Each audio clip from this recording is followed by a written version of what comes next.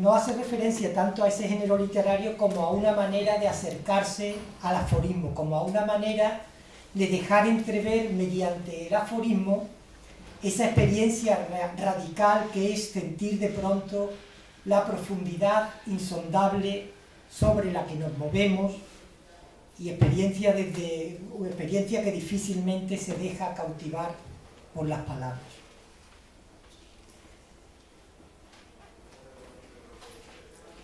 No sé si es muy espeso y muy denso lo que estoy diciendo a esta hora. Si hay alguien que tenga alguna duda con interrumpirme, yo intento aclararlo con todo el mundo. Bien, siguiendo esta división existencial que acabo de hacer, creo que todos los aforismos escritos y publicados a lo largo de la historia se pueden dividir de manera general en dos clases. Los que son un punto de llegada y los que son un punto de partida. Sin lugar a dudas, los primeros, los aforismos que son un punto de llegada, participan de esa complicidad con el orden del mundo, con la esfera de cosas a la que me refería en un principio, con la primera esfera existencial, y son los aforismos pues, más abundantes y frecuentes en los catálogos editoriales.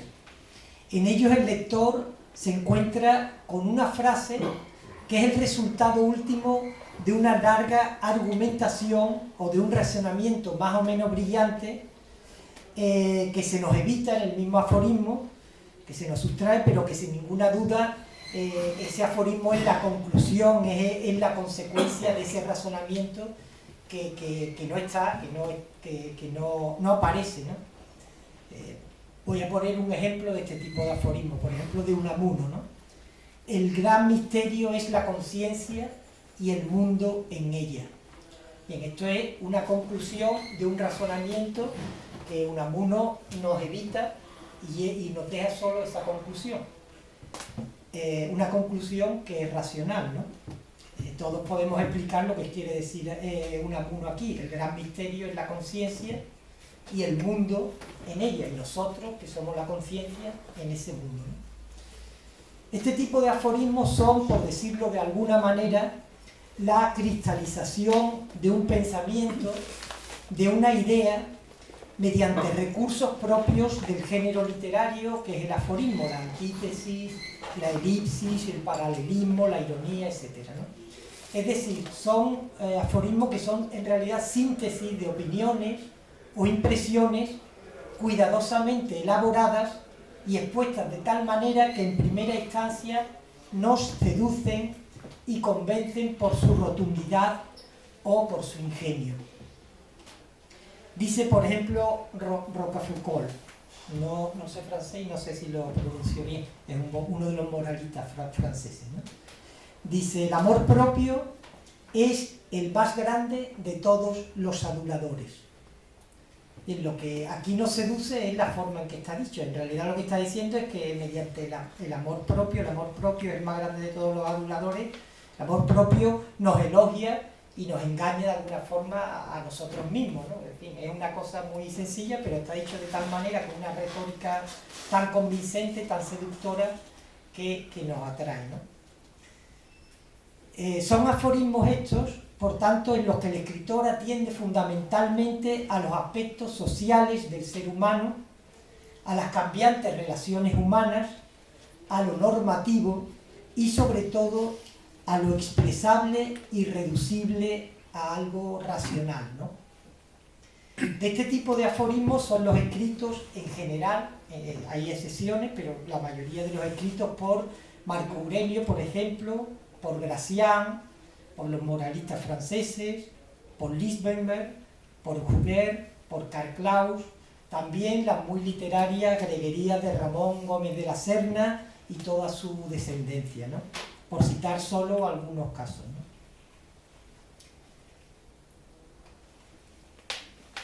Lo que no quisiera es que se me entendiera que yo pienso que estos aforismos son menos que los otros, simplemente son los que a mí me interesan menos y no están dentro de la órbita que a mí me interesa.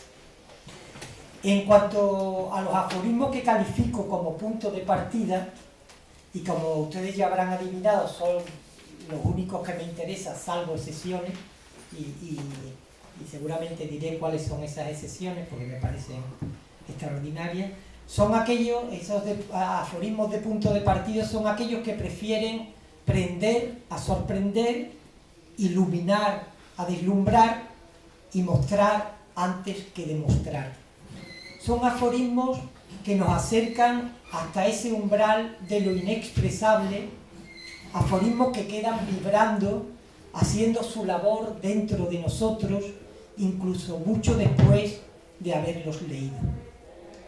Y no se trata solo de que sean aforismos, o no se trata solo de que el escritor solo pueda escribir sobre asuntos que lindan con lo indecible. Es decir, no se trata de que sean aforismos que versan sobre Dios, sobre la muerte, no me estoy refiriendo a eso, sino se trata más bien de llevar cualquier asunto hasta su origen, hasta la frontera de lo indecible. Uno cualquiera de los aforismos, por ejemplo, de Antonio Porcia, él los llama voces, o una reflexión de Simone Weil, despiertan en quien lo lee algo que desconocíamos, nos iluminan como un relámpago y son siempre inagotables. En cambio, un aforismo de Sánchez Ferlosio o del magnífico Gómez Dávila, una vez que lo he comprendido, se acaba para siempre.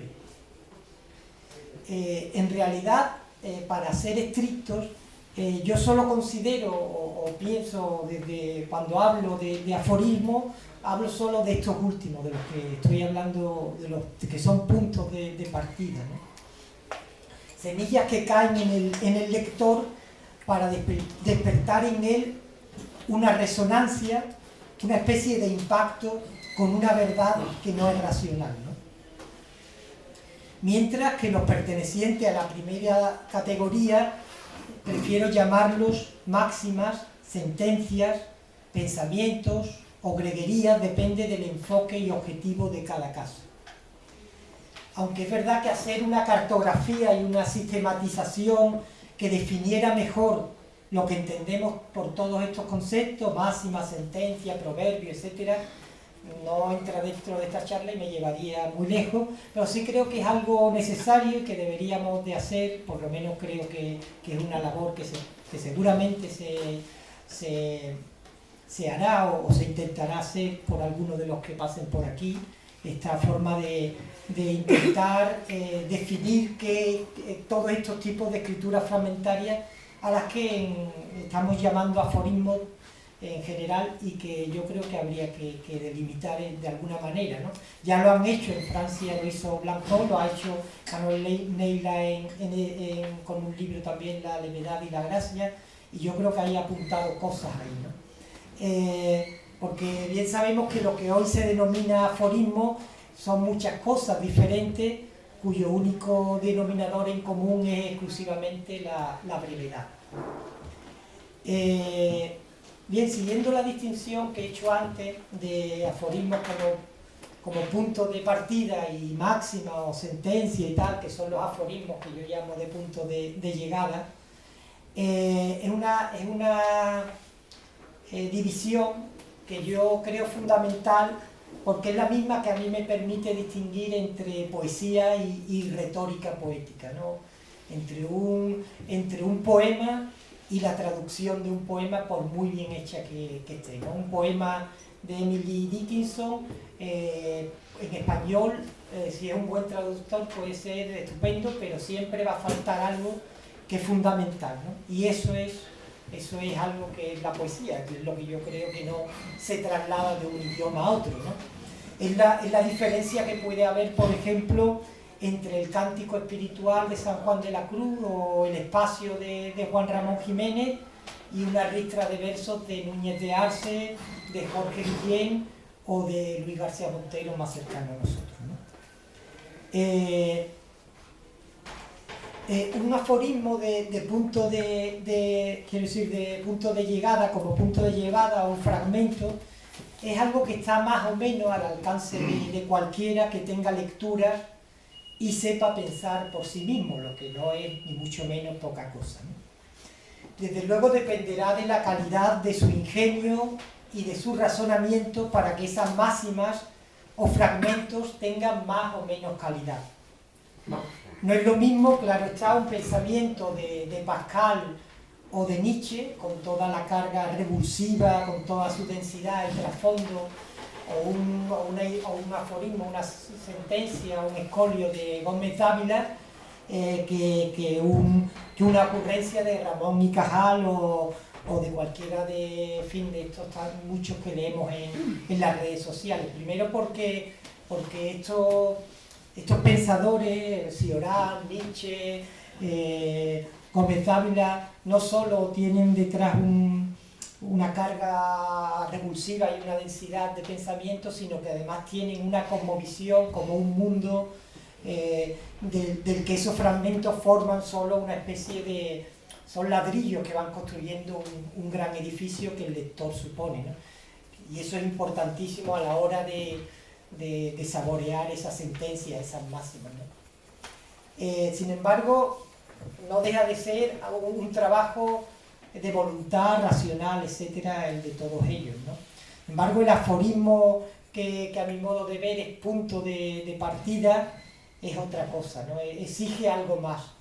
Exige eso que en poesía tradicionalmente hemos llamado inspiración, vuelo, revelación, algo que no depende de la voluntad ni de la inteligencia del autor, sino que parece emerger de sus entrañas más oscuras, de ese no sé qué que queda balbuciendo que decía San Juan de la Cruz, ¿no? También, por cierto, un excelente aforista. Voy a poner unos cuantos ejemplos de uno y otro para intentar transmitir la diferencia que a mí me parece evidente, pero que a lo mejor no lo es, entre lo que yo llamo aforismos de punto de partida, que son para mí estrictamente los aforismos, y lo que yo llamo sentencias o máximas, etc., ¿no?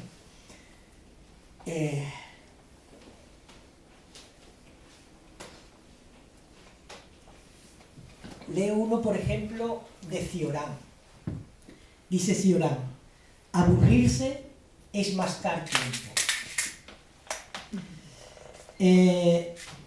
Claro, cuando un aforismo se puede traducir racionalmente, para mí no es un aforismo, es, como digo, una sentencia, una máxima. En este caso me parece una buena máxima, pero lo que nos está diciendo es que el aburrimiento de alguna forma es darle vueltas al tiempo sin alimentarnos de nada, quiero decir, nos masticamos y aburrirse pues es masticar tiempo. Una vez que lo he comprendido, que nos ha dado esa frase de ingenio, nos ha hecho sonreír, a mí me cuesta mucho volver a leer este aforismo, es decir, lo he comprendido, se me agota, ¿no?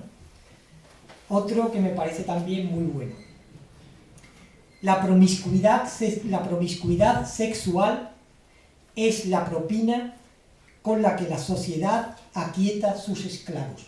Este evidentemente es de un gran reaccionario, que es Gómez Dávila, y que, bueno, tiene la virtud de otra de las virtudes de la literatura fragmentaria, que es la de no ser nunca halagador con el lector, no debe ser halagador con él. El que quiera encontrarse con sus propias opiniones, que ponga la cadena de televisión que más le convenga, o que compre el periódico que más le convenga y lea a los opinadores que más le interesen.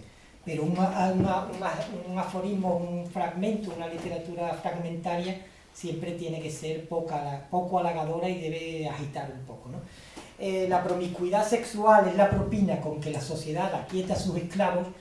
Bueno, pues dentro de esa brillantez con que está dicho, lo que está diciendo es que la libertad sexual es una manera que tiene la sociedad para no fijarnos en otras cosas donde nos tiene coartada la libertad, ¿no?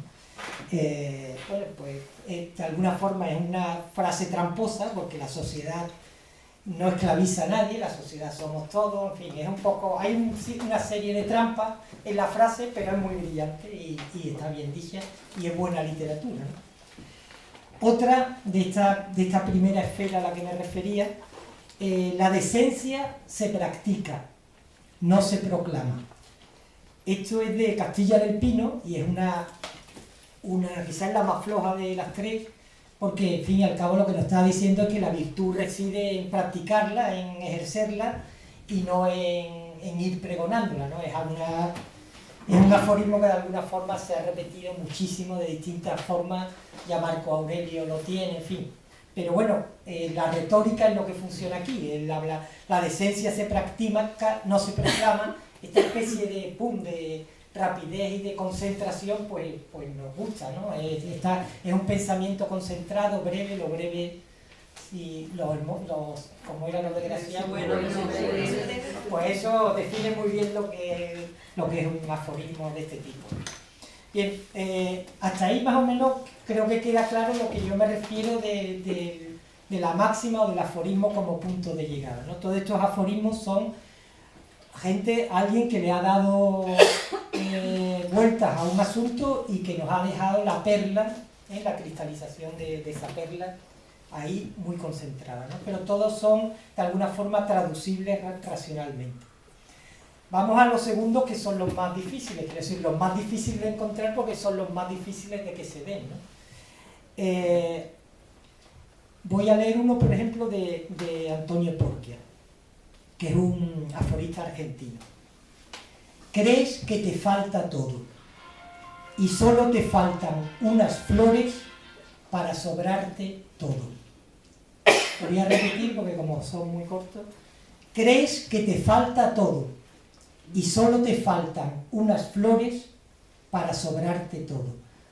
Yo creo que esto es verdad, pero si lo tuviera que explicar, no sabría cómo explicarlo. No tiene una explicación racional, quiero decir, nos falta, a veces pensamos que nos falta todo y a lo mejor solo nos faltan unas flores. Evidentemente las flores aquí simboliza algo, en fin, para sobrarte todo, en fin, está jugando con símbolos y con cosas en un terreno, en lo indecible, que es muy difícil explicar. Este tipo de aforismo nunca se agota, quiero decir, ¿por qué?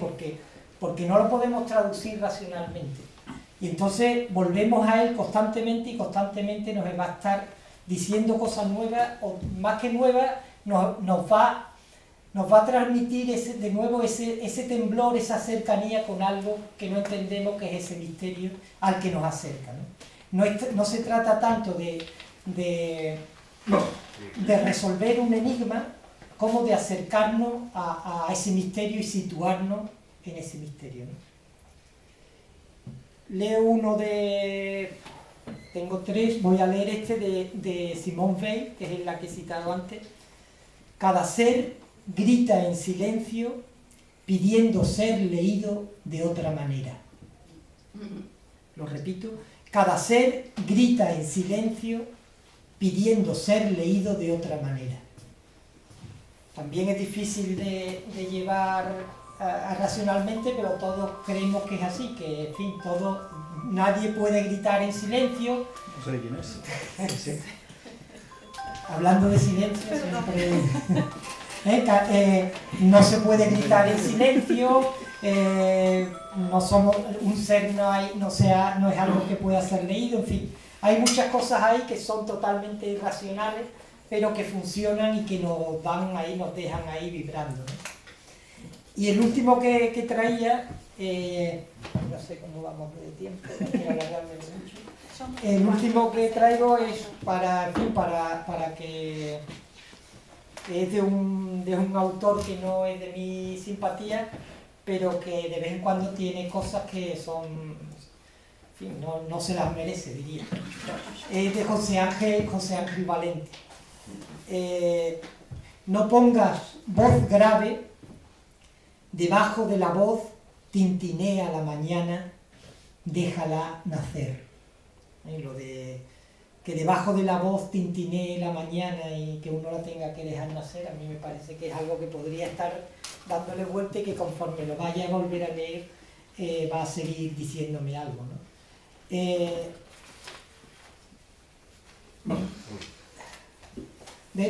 Son estos aforismos en los que lo que tenemos es sobre todo un impacto emocional y que trabajan sobre todo con el símbolo, con la paradoja, pero no hay posibilidad de explicarlo, ¿no? Yo voy a detenerme aquí y si alguien quiere hacer algo sobre lo que yo quiere decir algo sobre lo que he dicho, estupendo, porque creo que en filosofía hay dos momentos fundacionales en la historia de la filosofía. Uno es lo que yo he hecho, que es cuando Platón en el Fedón, creo que es en el Fedón, no estoy seguro si en el Fedón o el Fedro, como empiezan por el los dos, los confundo. Hay un momento en que le dicen a Sócrates, le hacen una pregunta y Sócrates dice, pues mira, no lo sé, voy a ir a mi casa, voy a pensarlo y mañana te contesto. Es la primera vez que tenemos el libro en un texto testimonio de que alguien se va a ir a pensar solo, que va a pensar solo. Antes eso no ocurre, no existe en la Biblia, no existe en ningún lado, esa es la primera vez. Y después hay otro momento también importantísimo al que yo invito ahora, que es cuando Aristóteles dice que la verdad es algo que hacemos entre todos, ¿no? Quiero decir, la verdad se consigue mediante la confrontación, mediante el diálogo, mediante la comparación de ideas de uno y otro. Y yo creo que si hay diálogo, pues estupendo. Si no, yo tengo más materia para seguir hablando, pero vamos, creo que la hora no es la más oportuna para yo seguir dando un monólogo, pero bueno, como queráis.